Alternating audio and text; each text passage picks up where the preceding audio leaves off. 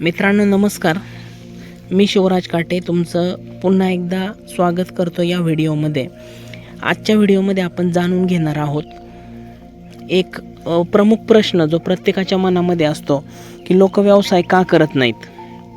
हेच जर मी तुम्हाला विचारलं की तुम्ही व्यवसाय का करत नाहीत, किंवा दुसऱ्या पद्धतीने जर प्रश्न विचारला की नोकरीमधून जास्त इन्कम किंवा जास्त पैसे मिळवता येतात की व्यवसायामधून, तर साहजिकच आहे तुमचं उत्तर असेल व्यवसायामधून जास्त इन्कम किंवा जास्त पैसे मिळवता येतात.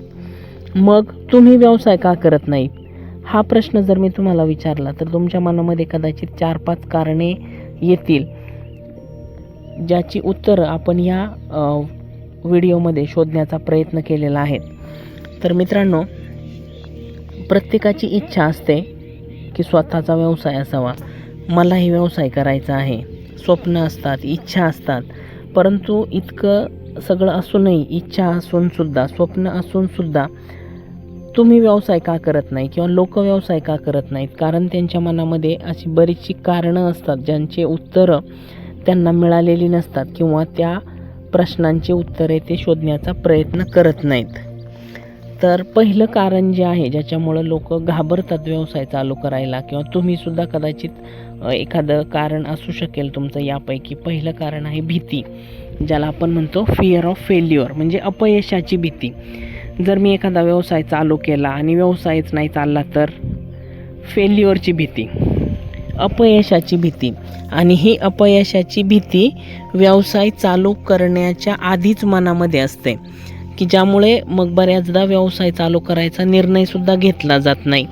यश अपयश हे पुढं आलं, किंवा म्हणजे व्यवसाय चालू केल्यानंतर यश किंवा अपयश हे पुढं ठरलं जाईल. परंतु सुरुवातीलाच अपयशाची कल्पना करून बऱ्याचदा असं होतं की आपण तो निर्णय घेऊ शकत नाही, व्यवसाय चालू करण्याचा पहिलं पाऊल आपण टाकू शकत नाही, म्हणजे ज्याच्यामुळे आणखी भीती वाढत जाते.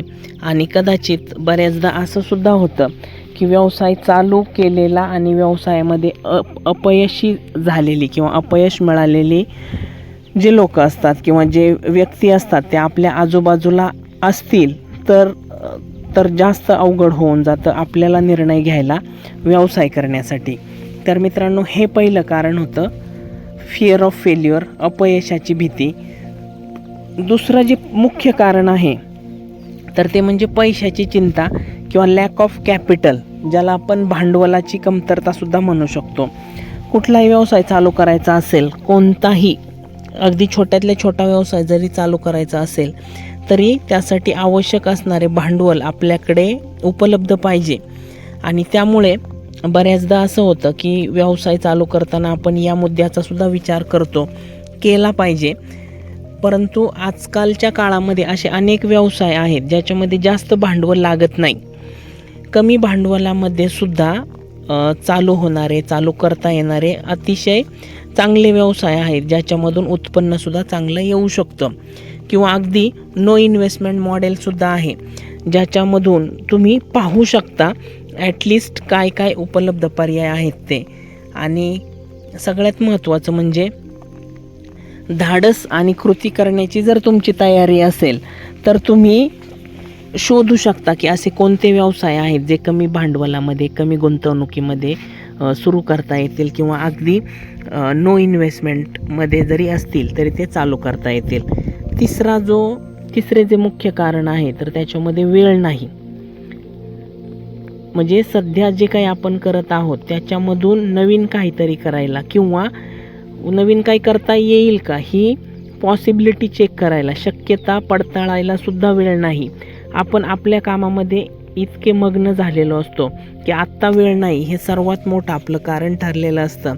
ज्याच्यामध्ये समजा जर तुम्ही नोकरी करत असाल तर नोकरी, घर, जबाबदाऱ्या यामुळे आत्ता वेळ नाही असं बऱ्याचदा आपण म्हटलं जातं. परंतु लक्षात ठेवा किंवा लक्षात घ्या, तुम्ही विचार करा, काहीतरी करायचं असेल तर तुमच्याकडे कालसुद्धा वेळ नव्हता, आजसुद्धा वेळ नाही आहे आणि उद्यासुद्धा वेळ नसणार आहे. आणि जर आज वेळ काढला नाही आपण शक्यता चेक करायला की काय करू शकतो, तर कदाचित उद्यासुद्धा वेळ मिळणार नाही. त्यामुळे यशस्वी लोक जे असतात तर ते वेळ निर्माण करतात, आणि बाकीची जी लोक आहेत तर ती कारणे देत असतात की मला कोणत्या कोणत्या कारणामुळे वेळ मिळत नाही. चौथं जे कारण आहे, चौथं सगळ्यात महत्त्वाचं कारण म्हणजे अनुभव नाही किंवा आत्मविश्वास नाही. कोणताही व्यवसाय करायचा असेल तर आपल्याला अनुभव हवा की ज्याच्या माध्यमातून त्या व्यवसायाविषयीचे बारकावे आपल्याला लक्षात येतील असं आपल्याला सुरुवातीच्या काळामध्ये वाटू शकतं. आणि तो अनुभव नसल्यामुळे साहजिकच आत्मविश्वासाची सुद्धा कमी आपल्याला जाणवते. परंतु माझा एक तुम्हाला प्रश्न आहे की अनुभव नसेल तर हा अनुभव येणार आहे कुठून? काहीतरी केल्यानंतरच चांगला वाईट अनुभव येणार आहे, काहीतरी सुरुवात केल्यानंतरच अनुभव येणार आहे. त्यामुळे प्रयत्न करून, सुरुवात करून जो काही व्यवसाय तुमच्या मनामध्ये आहे, ज्या व्यवसायाचं प्लॅनिंग तुमच्या डोक्यामध्ये चालू आहे, तो व्यवसाय एकदा सुरू तर करा. कारण पहिलं पाऊल टाकल्याशिवाय कोणीही तज्ज्ञ होत नाही. ज्यावेळी तुम्ही एखाद्या व्यवसायामध्ये पहिलं पाऊल टाकाल, व्यवसाय चालू कराल, त्यावेळी तर त्या व्यवसायातील बारकावे तुम्हाला समजतील, लक्षात. तर मित्रांनो, जसं आपण पाहिलं होतं, अनुभव किंवा आत्मविश्वास हा पहिलं पाऊल टाकल्यानंतरच येणार आहे, सुरुवात केल्यानंतरच येणार आहे. निष्कर्ष काय आहे या सर्वांचा की व्यवसाय चालू केला पाहिजे हे तुम्हाला माहिती आहे, बरोबर. परंतु त्याचा जो काही निर्णय आहे तर तो तुम्हीच घेणार आहेत. आता जी काही कारणं सांगितली, कदाचित तुम्ही याच्यापैकी तुमच्या मनामध्ये एक किंवा एकापेक्षा जास्त कारणं असतील, ती तुम्ही कमेंटमध्ये सांगू शकता मला. त्याच्यामुळे लक्षात घ्या मित्रांनो, व्यवसाय न करण्याची ही जी काही कारणं आहेत तर ती फक्त मनातली बंधनं आहेत.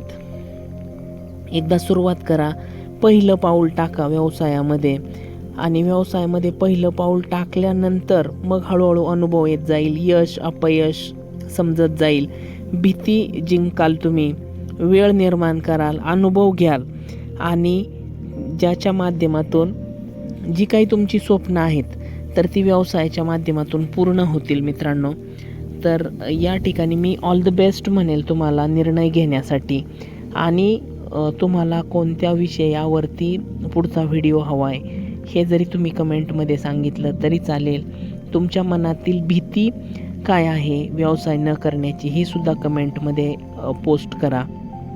आणि याच्या पुढचा जो व्हिडिओ आहे तर तो आपण याच्यावरती बनवणार आहोत की आता जी काही लिस्ट सांगितली व्यवसाय न करण्याची जी कारणे आहेत तर त्याच्यावरती मात कसे करता येईल की जेणेकरून व्यवसाय आपल्याला सुरू करता येईल.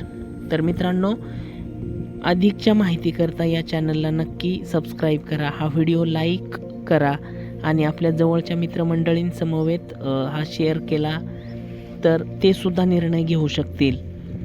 धन्यवाद.